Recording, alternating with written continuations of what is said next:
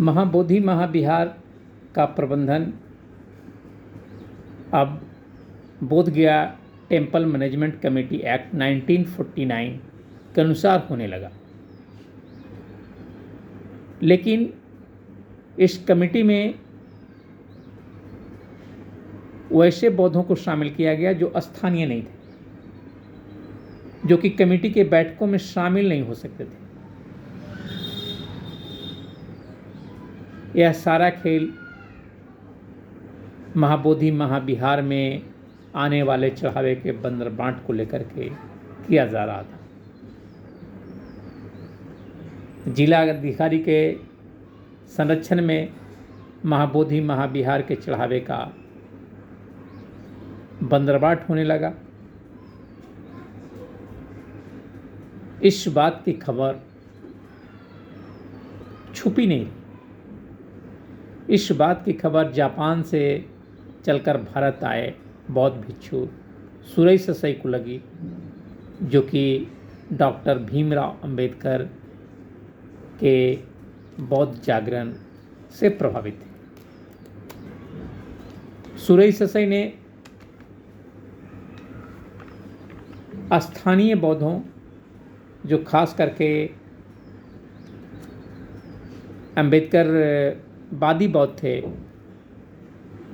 महाराष्ट्र के बौद्ध थे, उनको जगाया। गांव-गांव, कस्बे तक में फैले बौद्धों को जगाया और एक बड़ा आंदोलन की रूपरेखा तैयार की गई।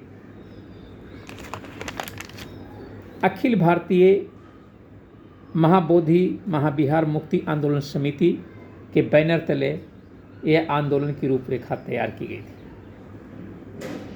इस आंदोलन को अखिल भारतीय भिक्षु महासंघ, बुद्धिस्ट सोसाइटी ऑफ इंडिया का भी समर्थन प्राप्त हुआ। इस आंदोलन समिति ने मुंबई से बोधगया तक एक धम्म यात्रा निकाली। इसके परिणाम स्वरूप इस आंदोलन को 1990 के आसपास में राष्ट्रीय पहचान मिली। राजधानी पटना में बौद्धों का एक बहुत बड़ा सम्मेलन हुआ। पटना का गांधी मैदान में करीब 10,000 से अधिक बौद्ध उपासक उपासिकाएं, बौद्ध भिक्षु इसमें शामिल हुए। पटना में ये होने वाले बौद्ध सम्मेलन के सामाजिक, आर्थिक, राजनीतिक प्रभाव भी पड़े।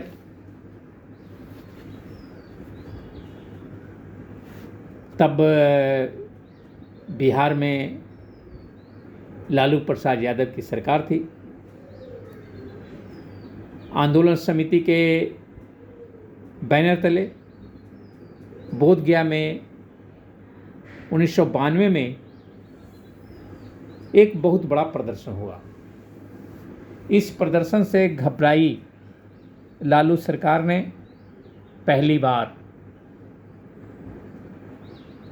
टेम्पल मैनेजमेंट कमेटी में स्थानीय बौद्धों, खास करके नागपुरी बौद्धों, अंबेडकर वादी बौद्धों को शामिल करने की सहमति व्यक्त की। भंते प्रज्ञाशील को कमेटी में जगह दी गई।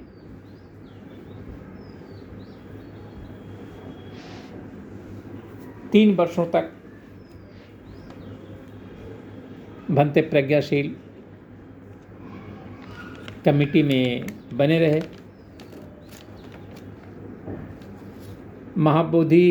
अखिल भारतीय महाबोधि मुक्ति आंदोलन समिति के बड़े नेताओं सुरई ससाई, धम्बिरियो, जो राष्ट्रीय स्तर के नेता थे, इन सभी को राज्यसभा भेज दिया गया। राज्यसभा सदस्य के रूप में राज्यसभा भेजा गया। कमेटी में अम्बेडकरवादी बौद्धों को जगह मिल गई।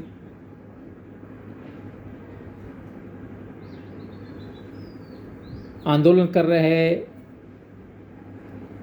नव बौद्धों को लगा कि अब जल्द ही भारत सरकार और बिहार सरकार महाबोधि महाविहार का पूर्ण प्रबंधन बौद्धों को सौंप देगा, मगर ऐसा हुआ नहीं।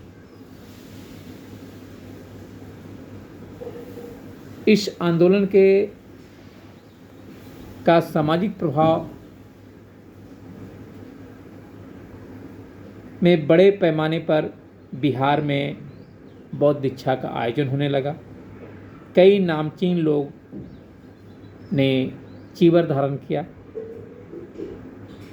तत्कालीन रेल मंत्री रामविलास पासवान ने गया और नागपुर के बीच दीक्षा भूमि एक्सप्रेस का शुभारंभ किया।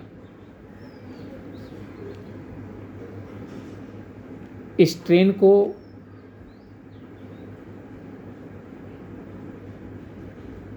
कुछ वर्षों के बाद ही बौद्धों के आंदोलन की धार को कमज़ोर करने के लिए नागपुर और गया के बीच की कड़ी को तोड़ने के लिए इस ट्रेन का विस्तार गया से धनबाद तक और उधर नागपुर से कोल्हापुर तक कर दिया गया। अब यह ट्रेन न नागपुर वासियों के लिए फ़ायदेमंद था और न गया के वासियों के लिए, क्योंकि ट्रेन के जनरल कुप्पे में ही ज़्यादातर आंदोलनकारी सफ़र करते थे।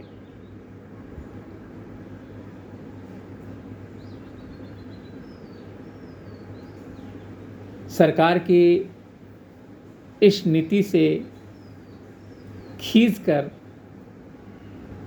भंते सुरेश ससाई ने